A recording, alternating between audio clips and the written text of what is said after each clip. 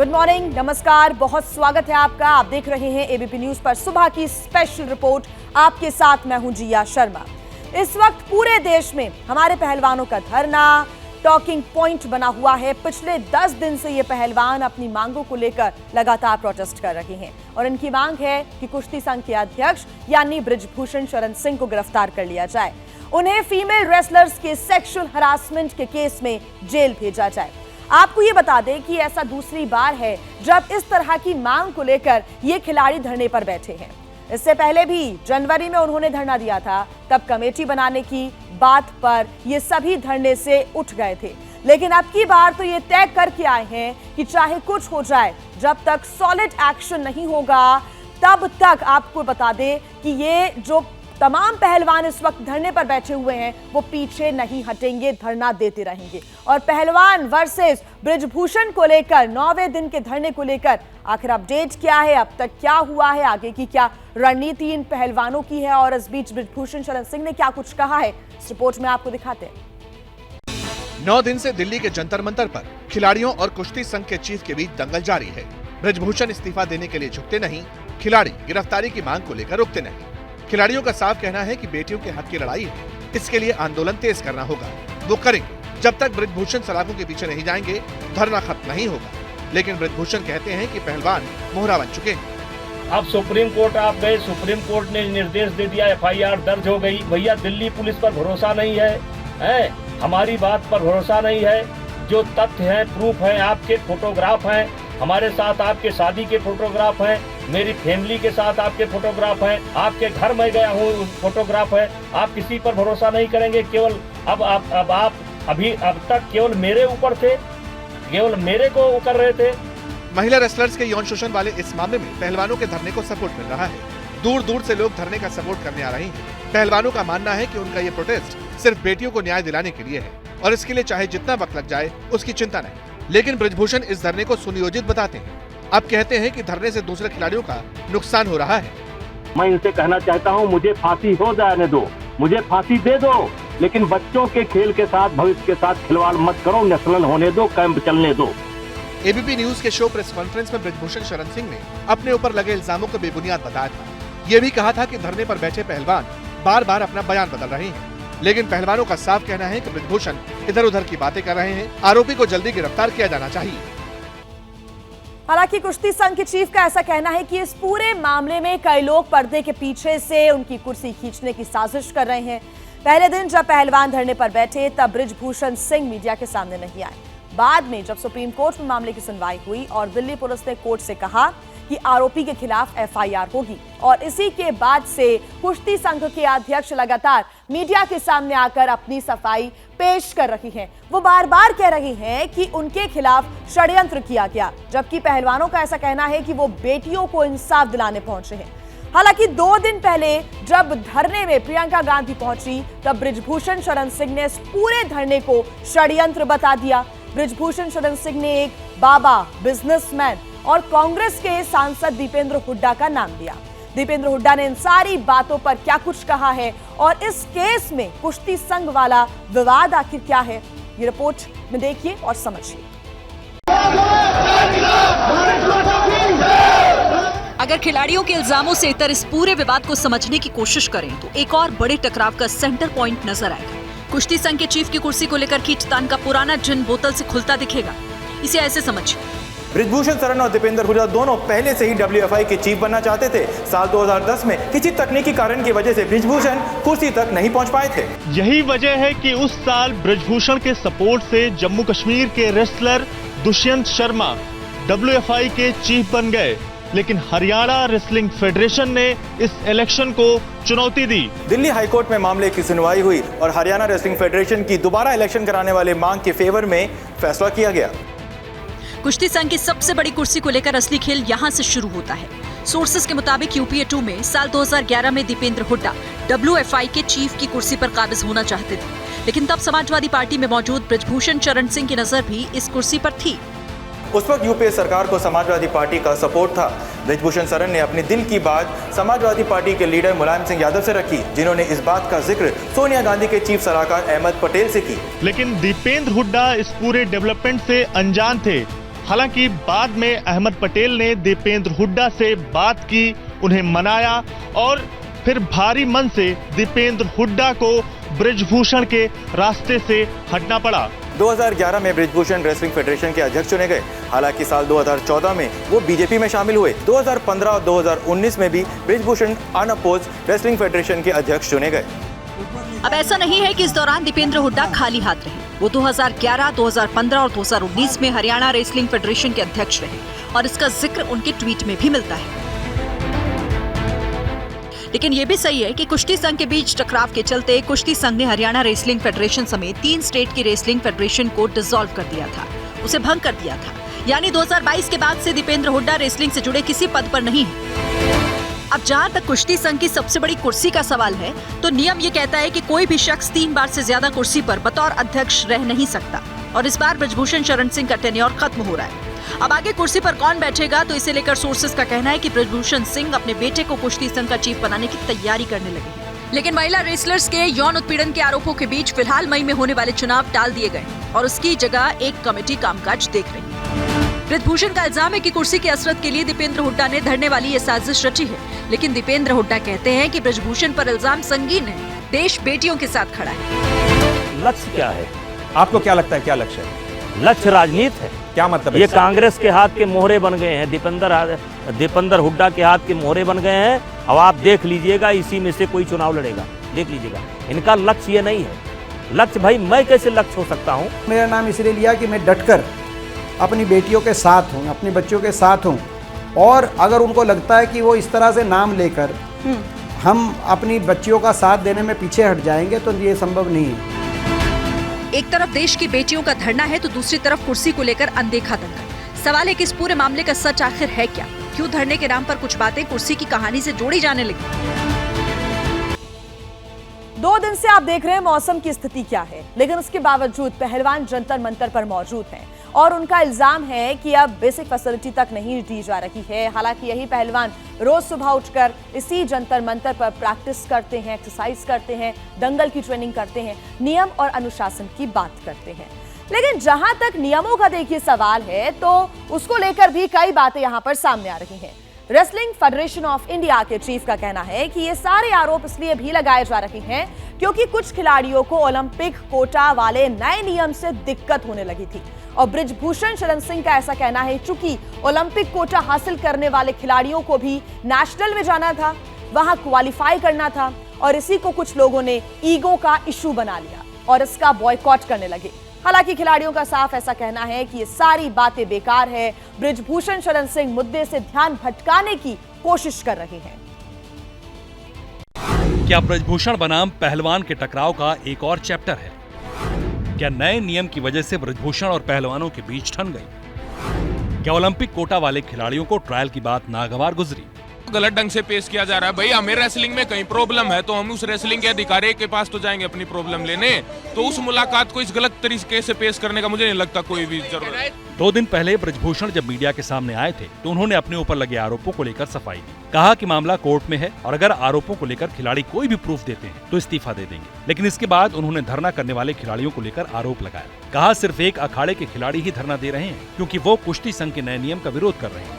एक चंद परिवार है और जितनी लड़कियां निकल करके आई हैं आरोप लगाने वाली, वो एक ही अखाड़े की हैं। महादेव रेसलिंग एकेडमी की ही सारी लड़कियां हैं और जिस एकेडमी के कर्ता धर्ता संरक्षक दाता सब कुछ जो है दीपेंद्र हुड्डा है। अब सवाल है आखिर वो नया नियम क्या है जिसे लेकर ब्रिजभूषण पहलवानों पर काउंटर अटैक कर रहे हैं? असल में पहले ओलंपिक को लेकर नियम अलग था। जो खिलाड़ी ओलंपिक के लिए क्वालिफाई होता था वही देश को ओलंपिक में रिप्रेजेंट करता था। लेकिन नरसिंह यादव और सुशील कुमार के विवाद के बाद सिचुएशन बदली। नरसिंह क्वालिफाई कर चुके थे जबकि सुशील के पास 2 मेडल थे, वो अपनी दावेदारी ठोक रहे थे। इसी को देखते हुए नियम आया कि अब अगर ओलंपिक में कोई भी क्वालिफाई कर आता है तो उसे ट्रायल देना पड़ेगा क्योंकि वो कोटा खिलाड़ी नहीं देश का होता है। ब्रिजभूषण का कहना है कि इसी नियम की वजह से पहलवानों का एक ग्रुप उनके खिलाफ हो गया और कुछ खिलाड़ियों ने नेशनल गेम्स में पार्टिसिपेट नहीं किया। लेकिन खिलाड़ियों का कहना है कि ऐसा कुछ नहीं, सब नेशनल खेलने को तैयार थे। ब्रिजभूषण मुद्दे को डाइवर्ट करने की कोशिश कर रहे हैं। ये बात नेशनल खेलने की नहीं है, बात सेक्सुअल हरासमेंट की है, भारतीय बेटियों की है। ये नहीं कि भाई नेशनल नहीं खेल रहे वो खिलाड़ी, खेलना अलग हो गया, खेल अलग हो गया। लेकिन इस मामले में ब्रजभूषण शरण सिंह का कहना है कि पहलवान कुछ लोगों के इशारों पर उन्हें फंसाने की कोशिश कर रहे हैं कि 50 लाख रुपए कपिल सिब्बल साहब की फीस है और एक हियरिंग की 9 वकील खड़े करते हैं, तो क्या एक सामान्य खिलाड़ी इतने महंगे वकील रख सकता है? उसके बाद आप देखिए, जब इनकी डिमांड थी कि FIR दर्ज हो, FIR दर्ज हो गई, फिर भी इनका आंदोलन नहीं समाप्त हो रहा है। ये अगर इसमें हार जाएंगे तो जान माल को नुकसान पहुंचाएंगे, क्योंकि इन्होंने तो तय कर रखा है कि ब्रजभूषण सिंह को जीने नहीं देना है। आपको याद होगा कि पिछली बार जब पहलवानों का धरना हुआ था, तब पहलवानों ने सियासी दलों की एंट्री को बैन कर दिया था, लेकिन इस बार पहलवानों का धरना पॉलिटिकल बनता दिखाई दिया। आम आदमी पार्टी, लेफ्ट, कांग्रेस के लीडर्स लगातार धरने में शिरकत करते हुए दिखाई दिए। रविवार को नवजोत सिंह सिद्धू, हरीश रावत जंतर मंतर पर पहुंचे और ब्रजभूषण शरण सिंह को लेकर तीखे हमले किए। सरकार से भी इन्होंने कई सवाल पूछे। भारी बारिश के बीच ओलंपिक में मेडल लाने वाले, ओलंपिक में देश को रिप्रेजेंट करने वाले हमारे पहलवान धरना दे रहे हैं। लोगों का सपोर्ट दिन ब दिन बढ़ता जा रहा है। नीरज चोपड़ा और अभिनव बिंद्रा जैसे ओलंपिक गोल्ड मेडलिस्ट भी खिलाड़ियों की मांग को अपना समर्थन दे चुके हैं। लेकिन इस बीच देश की सियासत में धुंधली पड़ती चमक को धरने के मेडल से चमकाने वालों की भी कमी नहीं। प्रियंका गांधी, अरविंद केजरीवाल के बाद धरने में एंट्री हुई नवजोत सिंह सिद्धू की। सिद्धू ने देश की बेटियों के सपोर्ट में बातें कही, पहलवानों का पूरी ताकत से सपोर्ट किया, कह दिया कि इंसाफ दिलाने के लिए जान की बाजी लगा दूंगा। 10 दिन क्यों लगे FIR दर्ज कराने में? किसी भी केस की बुनियाद FIR होती है और FIR एक पब्लिक डॉक्यूमेंट है। ये सिस्टम पे सवाल है। ये जस्टिस डिनाई हुआ तो सिद्धू जान की बाजी लड़ाएगा। इसी धरने पर कांग्रेस के सीनियर लीडर हरीश रावत भी दिखाई दी। उन्होंने भी पहलवानों की मांगों का सपोर्ट किया, इसे राष्ट्रीय कर्तव्य बता दिया। कहीं मैच पर जो है आगे के लिए तैयारी करने के लिए होना चाहिए था, उनको ये जंतर मंतर पर आना पड़ रहा है। तो ये एक सोचने का विचारणीय प्रश्न है सारे देश के लोगों के लिए, और सारे देश को इन खिलाड़ियों के साथ एकजुटता जाहिर करनी चाहिए। और मैं तो आदरणीय प्रधानमंत्री जी से कहना चाहूँगा कि इसको किसी के अहंकार की बलि नहीं चढ़ाया जाना चाहिए। जब पहलवानों के धरने में सियासी नेताओं की एंट्री होने लगी तो इसे लेकर भी ब्रजभूषण सिंह ने सवाल उठाए, कह दिया कि सरकार के खिलाफ साजिश हो रही है। ताकतें शाहीन बाग में सक्रिय थी, जो ताकतें किसान आंदोलन में सक्रिय थी, जो हमेशा समय समय पर मोदी जी पर हमला किया करते हैं, पार्टी पर हमला किया करते हैं, आज वही सारी ताकतें दिखाई पड़ रही हैं। और मैं शुरू से इस बात को लेकर के चल रहा था कि मेरा इस्तीफा इनका मकसद नहीं है, मैं तो एक बहाना हूँ, इनका निशाना और कोई है, पार्टी है। पीछे उद्योगपति हैं और ये उद्योगपति मुझे हर प्रकार से नुकसान पहुंचाना चाहते हैं, पानी की तरह पैसा बहा रहे हैं, और ये खिलाड़ी भी पेड हैं। हालांकि इस पूरे मामले पर पहली बार हरियाणा के डिप्टी सीएम का भी बयान आया। दुष्यंत चौटाला ने कहा कि खिलाड़ियों की शिकायत पर सरकार ने विचार किया और इसलिए कमेटी बनाकर जांच की गई। एक बार फिर बहुत स्वागत है आपका। आप देख रहे हैं स्पेशल रिपोर्ट। जंतर मंतर पर पहलवानों का लगातार धरना जारी है। ब्रजभूषण शरण सिंह और पहलवानों के बीच लगातार आरोप और प्रत्यारोप का दौर भी चल रहा है। इस बीच एक सबसे बड़े पहलू पर गौर करना भी जरूरी है। ये पहलू है कानूनी कार्रवाई का, लीगल एक्शन का, क्योंकि पहलवानों की मांग को लेकर दिल्ली पुलिस ने ब्रजभूषण के खिलाफ FIR दर्ज की हुई है। ये फैक्ट है। ये भी सही है कि ब्रजभूषण सिंह इस वक्त WFI यानी कि रेसलर फेडरेशन ऑफ इंडिया के चीफ हैं, लेकिन आरोप भी है, सवाल यही है कि उनकी गिरफ्तारी आखिर कब होगी, इतनी देर आखिर क्यों हो रही है? क्या वजह है कि दिल्ली पुलिस अभी तक कोई एक्शन नहीं ले पाई है? 28 अप्रैल को ब्रजभूषण के खिलाफ FIR हुई, एक नहीं, दिल्ली पुलिस ने 2 FIR की। चूंकि शिकायत करने वाली एक महिला रेसलर नाबालिग है, इसीलिए पॉक्सो एक्ट भी लगा है, और ये ऐसा मामला है जिनमें FIR के बाद जल्द गिरफ्तारी होनी ही चाहिए। मगर बावजूद इसके ब्रजभूषण शरण सिंह अभी तक गिरफ्तार नहीं हुआ। कौन सा गलत काम मैंने किया है कि इस्तीफा दे दूं? सुप्रीम कोर्ट में पूरे प्रकरण में न जाकर के सुप्रीम कोर्ट के निर्देशानुसार FIR हो गई, दिल्ली पुलिस जांच कर रही है, तो जांच का परिणाम आने दो। उसके पहले किस चीज़ का इस्तीफा बनता है, मुझे तो ये भी नहीं मालूम है कि मेरे ऊपर आरोप क्या है। लीगल एक्सपर्ट्स का कहना है कि पॉक्सो कानून में केस दर्ज होने के बाद अपराधों की जांच और उनके ट्रायल के लिए विशेष व्यवस्था बनी है। ऐसे मामलों में गिरफ्तारी के बाद जमानत मिलने में भी मुश्किल होती है, लेकिन बावजूद इसके गिरफ्तारी न होने को लेकर सियासी वार पलटवार जारी है। अक्यूज्ड एक डोमिनेंट इन्फ्लुएंशियल पोजीशन पे है। कमेटी का मतलब क्या है कि ठंडे बस्ते में डाल दो। कितनी कमेटियों ने सजा दी है भाई? POCSO is not a bailable offence. मैं चिल्ला चिल्ला के कह रहा हूं कि अगर आप सच तक पहुंचना चाहते हैं तो जैसे बाकियों की होती है, custodial interrogation is a must. POCSO act में केस दर्ज करने के लिए सुप्रीम कोर्ट ने 2014 में गाइडलाइंस बनाई थी, लेकिन बृजभूषण शरण सिंह के मामले में उनका पालन नहीं हुआ। सुप्रीम कोर्ट में मामला जाने के बाद दिल्ली पुलिस ने एफआईआर दर्ज की है और सीआरपीसी की धारा 41 और 42 के तहत पुलिस आरोपी को गिरफ्तार कर सकती है। मगर पहलवानों का आरोप है कि सियासी रसूख के चलते बृजभूषण पुलिस की पकड़ से दूर है। आइए स्पेशल रिपोर्ट में अब आगे बढ़ते हैं और पहलवानों के दंगल के बाद अब हम आपको क्रिकेट के मैदान में हुए एक दंगल की तस्वीर दिखाते हैं। जी हां, इस दंगल में आमने सामने थे टीम इंडिया के दो पूर्व कप्तान यानी विराट कोहली और गौतम गंभीर। दरअसल कल रात आईपीएल के एक मैच में जीत के बाद जब आरसीबी के खिलाड़ी लखनऊ के खिलाड़ियों से हाथ मिला रहे थे, उसी दौरान विराट कोहली और गौतम गंभीर एक दूसरे से भिड़ गए। तो आपने जंतर मंतर पर हो रहे दंगल और साथ ही मैदान में, क्रिकेट के मैदान में हो रहे दंगल की बात हमने की, लेकिन अब हम पाकिस्तान का रुख कर लेते हैं क्योंकि यहां काफी डेवलपमेंट हो रही है। कंगाली के मोर्चे पर पाकिस्तान बिलख रहा है। महंगाई को लेकर यहां दंगल है, दुनिया में आइसोलेट हो चुका है, मगर यह भी सही है कि धीरे धीरे उसके होश ठिकाने आ रहे हैं। गोवा में होने वाली एससीओ की बैठक में हिस्सा लेने के लिए पाकिस्तान के विदेश मंत्री बिलावल भुट्टो सारी अकड़ छोड़कर भारत आ रहे हैं, लेकिन अब सवाल यह है कि वो हिंदुस्तान से आखिर लेकर क्या लौटेंगे। आपको यह भी बता दें कि सवाल का जवाब पाकिस्तान की आवाम से हमको मिल रहा है। देखिए रिपोर्ट में। कहते हैं नमक रोटी खाकर दिन गुजार रहे पाकिस्तान के विदेश मंत्री यानी जरदारी जूनियर ने गोवा घूमने का प्लान तो जनवरी में ही बना लिया था। ये अलग बात है कि ऐलान देर से किया। वज़ीर ख़ारजा बिलावल भुट्टो जरदारी भारत में होने वाले एससीओ कॉन्फ्रेंस में शिरकत करेंगे। उन्होंने कहा कि बिलावल भुट्टो शेड्यूल के मुताबिक भारत में मुलाकातें भी करेंगे। तो ये तर्जुमान दफ्तर ख़ारजा की जानिब से तस्दीक आई है कि बिलावल भुट्टो आइंदा माह अपने वफद के हमरा भारत के शहर गोवा जाएंगे।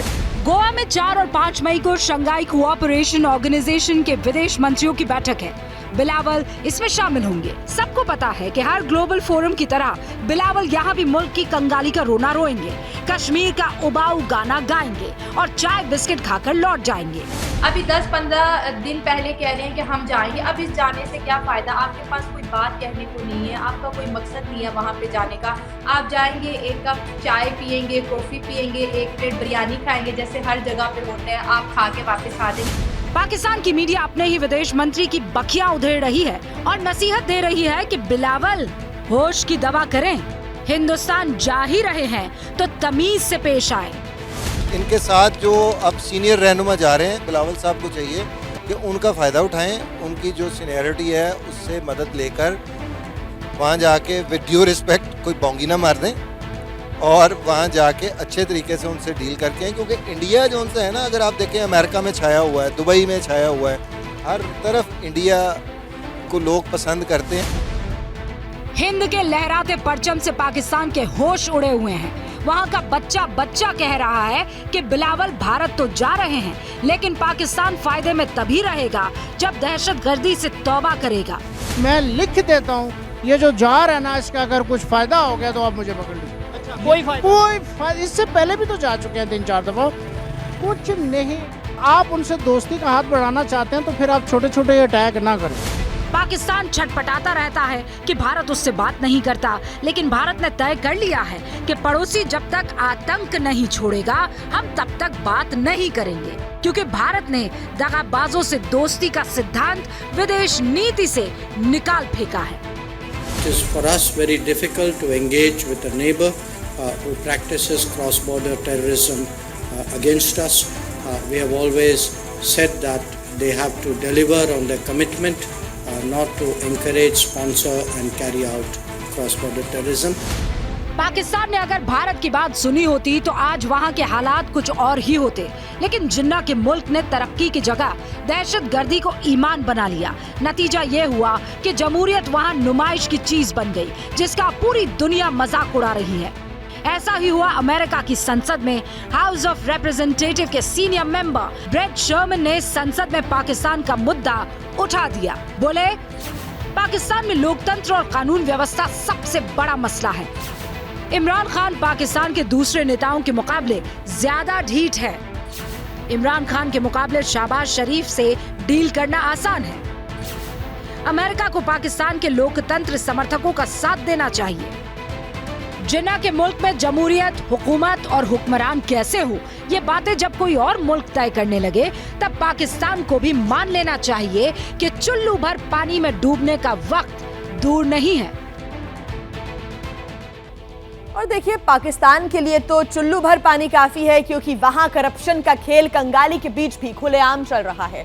जिस मुल्क में लोग मुट्ठी भर आटे के बिना दम तोड़ देते हैं, जहां मुफ्त आटे के लिए कई किलोमीटर लंबी लाइनें लगती हों, वहां के अफसर 20 अरब का आटा डकार गए।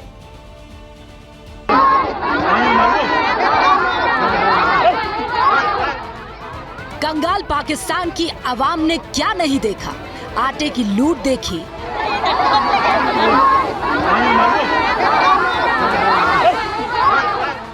आटे के लिए मारा मारी और खून खराबा देखा।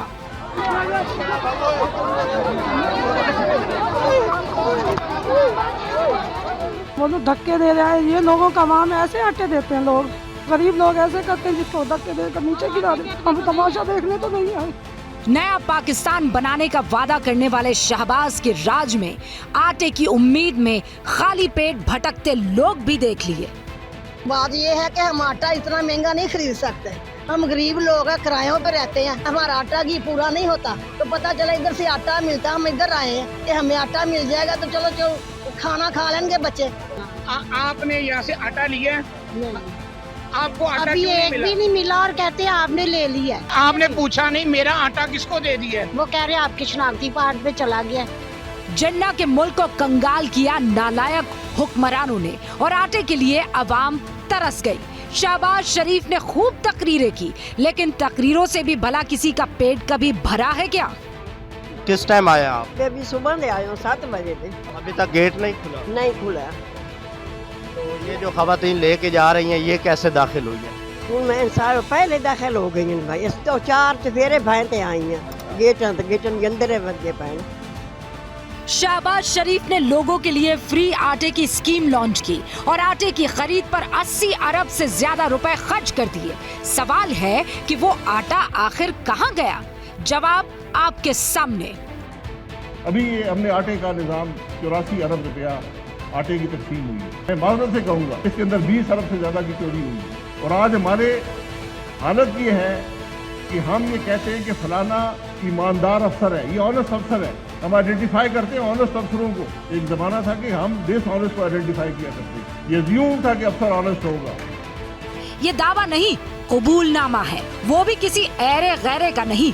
पाकिस्तान में हुकूमत चला रही नवाज शरीफ की पार्टी के सीनियर लीडर शाहिद खाकान अब्बासी का। जनाब लाहौर में एक प्रोग्राम में पहुंचे तो अपनी ही हुकूमत के खिलाफ मोर्चा खोल दिया। बोले, हालात तभी सुधरेंगे जब निजाम बदलेगा।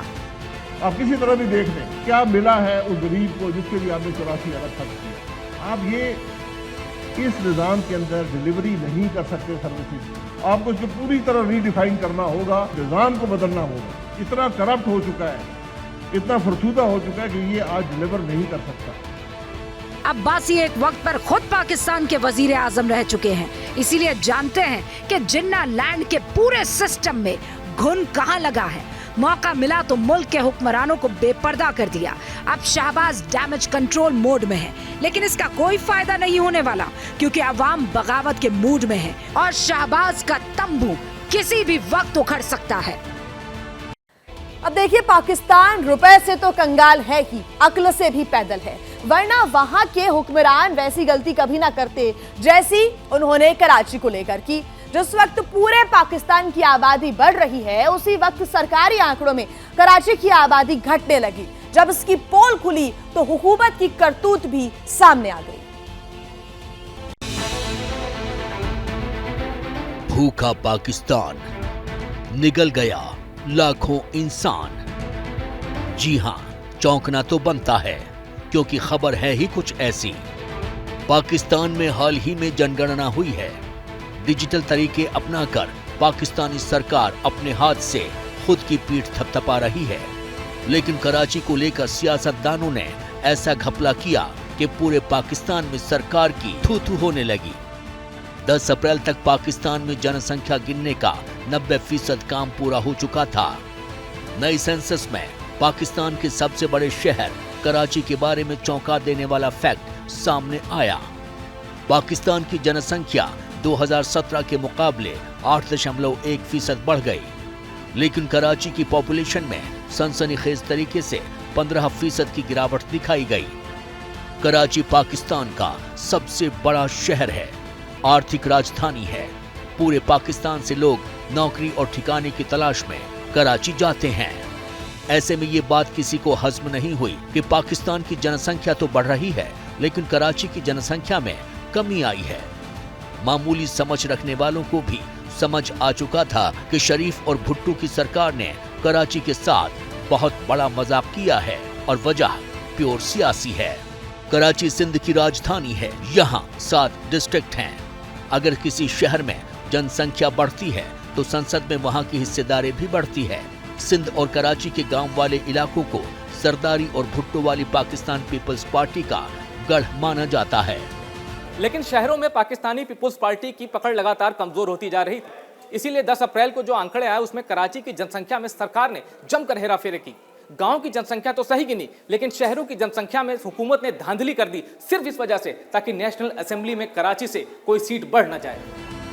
शहबाज शरीफ और आसिफ अली जरदारी का ये डर्टी गेम पूरा पाकिस्तान समझ गया।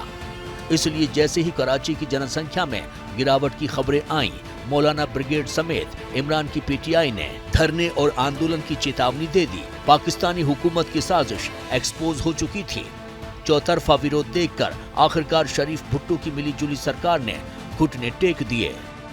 विरोध के बाद the Pakistan bureau of statistics ने जनगणना के नए आंकड़े रिलीज किए, जिसमें कराची की जनसंख्या 5 सालों में 16 लाख की बढ़त दिखाई गई। यानी कराची की नई जनसंख्या अब 1,76,00,000 है। जनसंख्या में सुपर यू टर्न देखने के बाद भी लोगों को आंकड़ों पर यकीन नहीं है। जो अवाम फैक्ट के नाम पर इंसान की तादाद निगल जाए, उस शरीफ सरकार पर एतबार करना अपने आप में जुर्म है।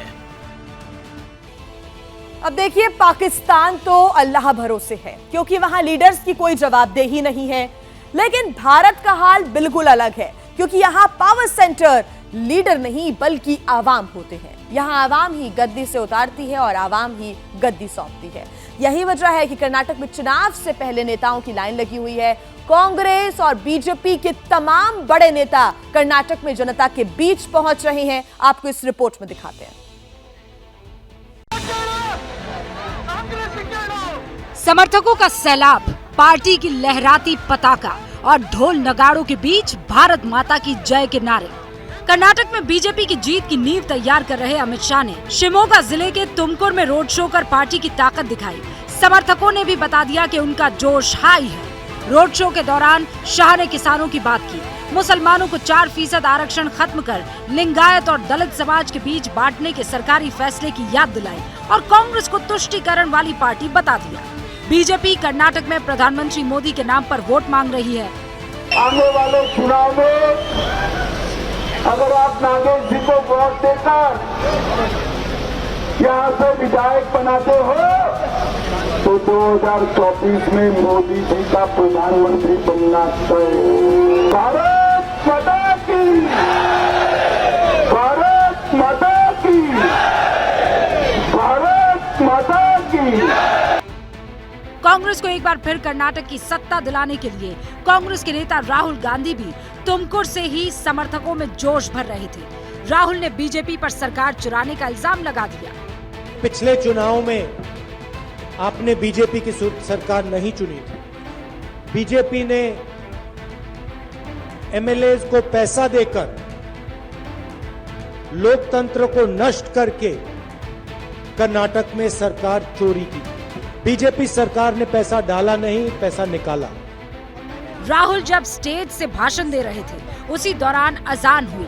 मंच पर मौजूद डी.के. शिव कुमार ने इशारा किया और राहुल चुप हो गए।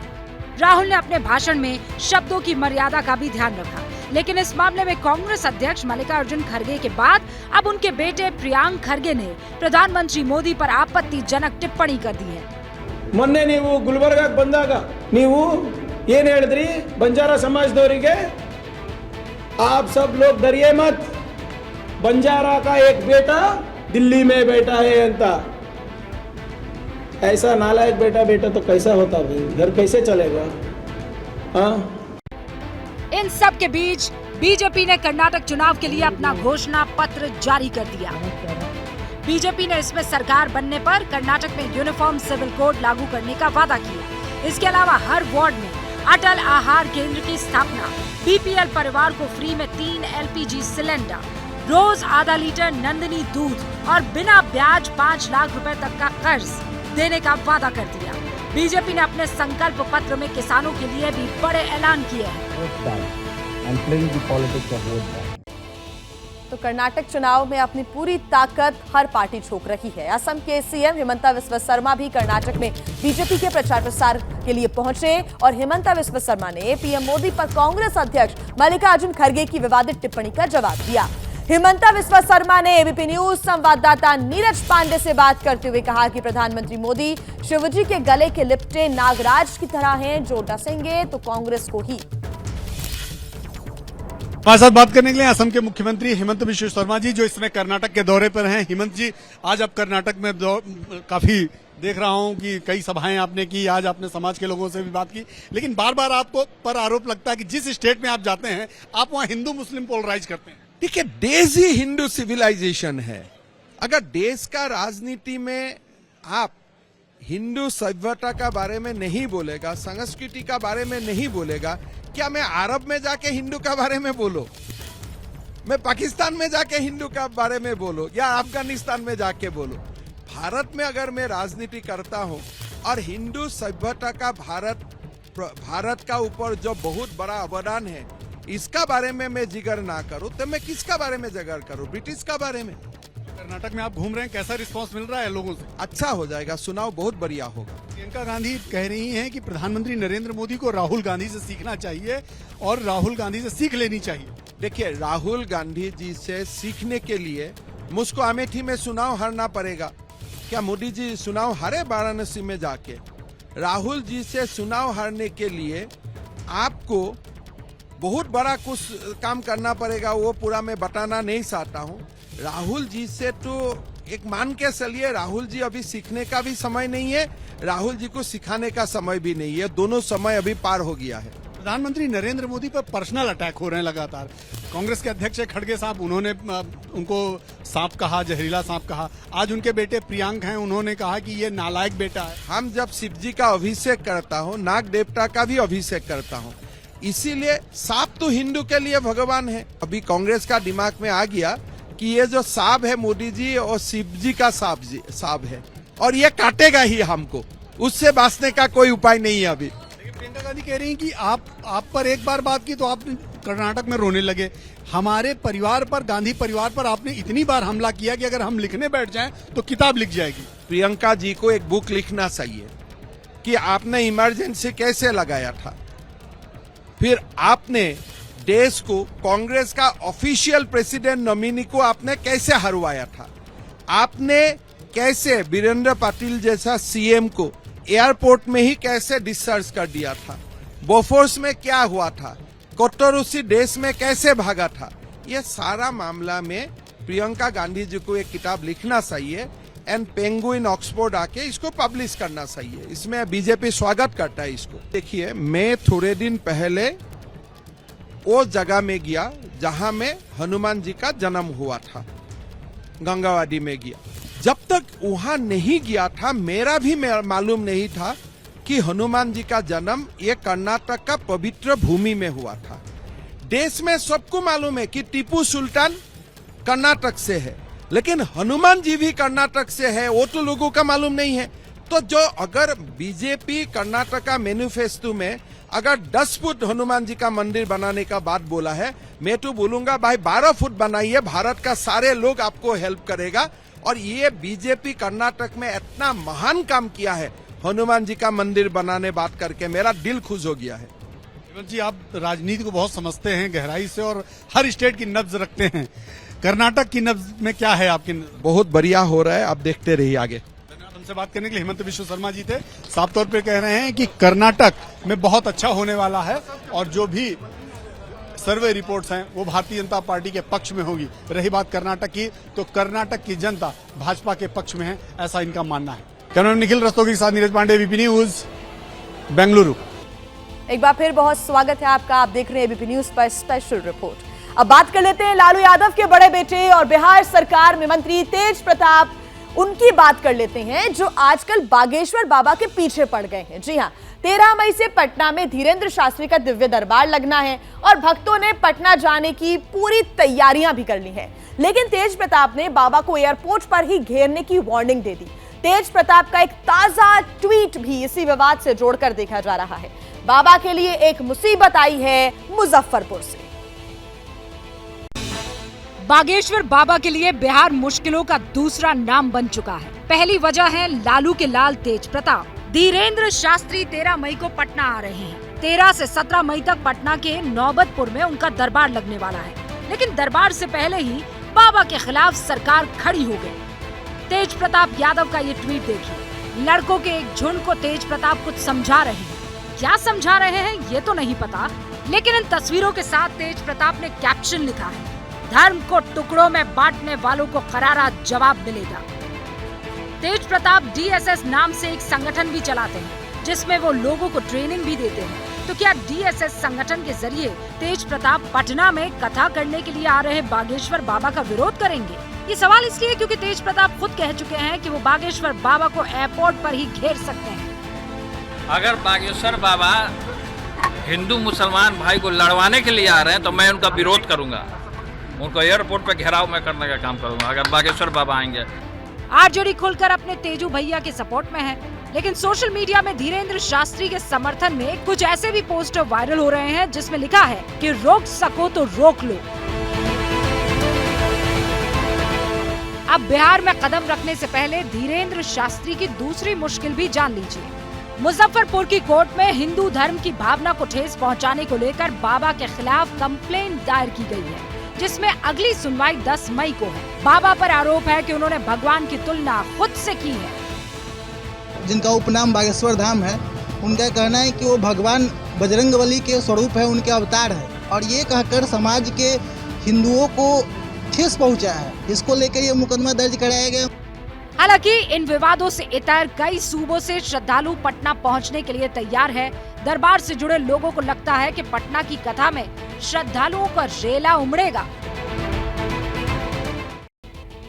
देखिए, मई का महीना शुरू हो चुका है और अगले साल मई में यह तय हो जाएगा कि देश का अगला प्रधानमंत्री कौन बनेगा।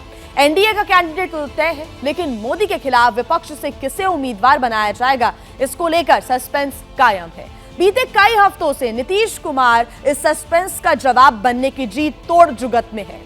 बिहार में खबर यह भी गर्म है कि नीतीश अपना दिल्ली ड्रीम पूरा करने के लिए 20 साल बाद फिर से नालंदा से ताल ठोकेंगे। नालंदा से सर खड़े हो रहे हैं सर, नालंदा से चुनाव लड़ने वाले हैं सर।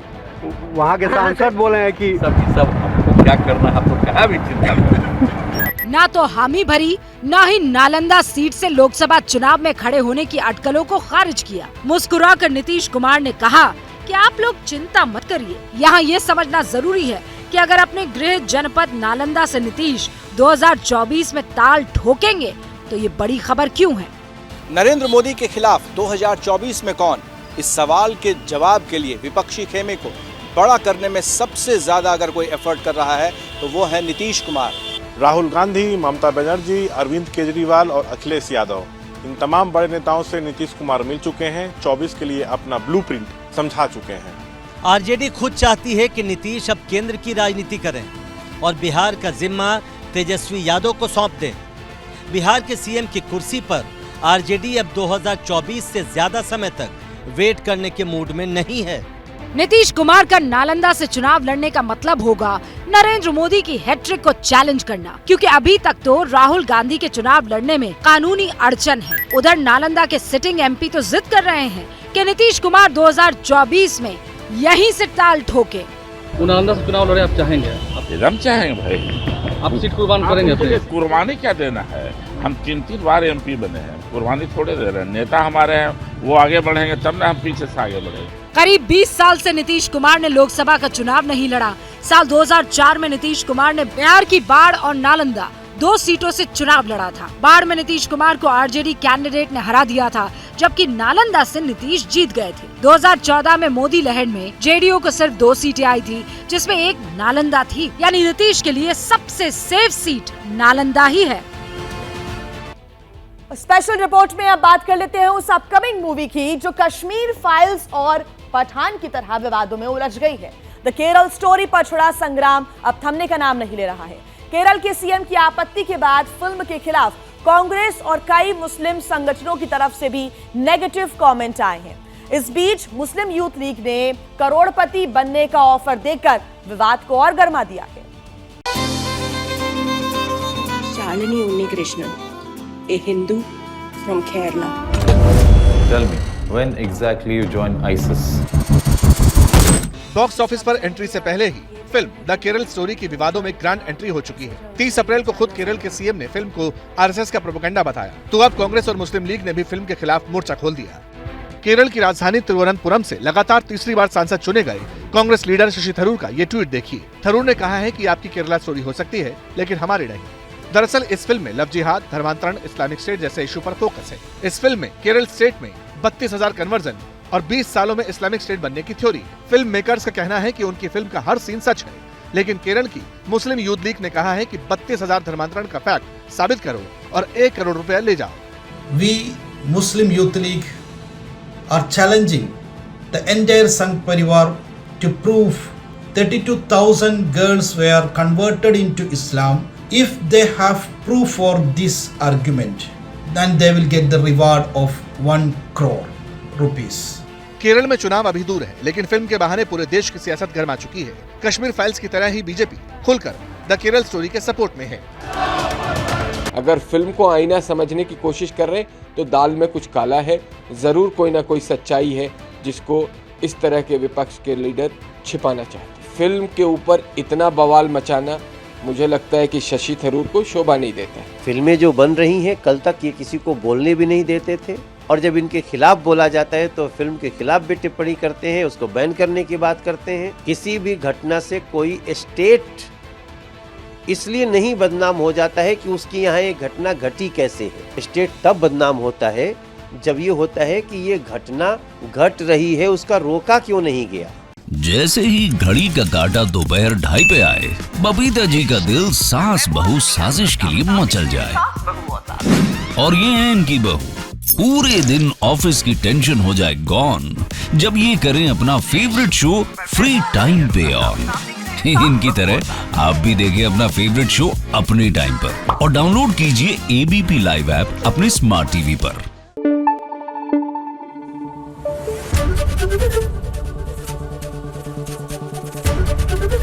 एबीपी न्यूज आपको रखे आगे।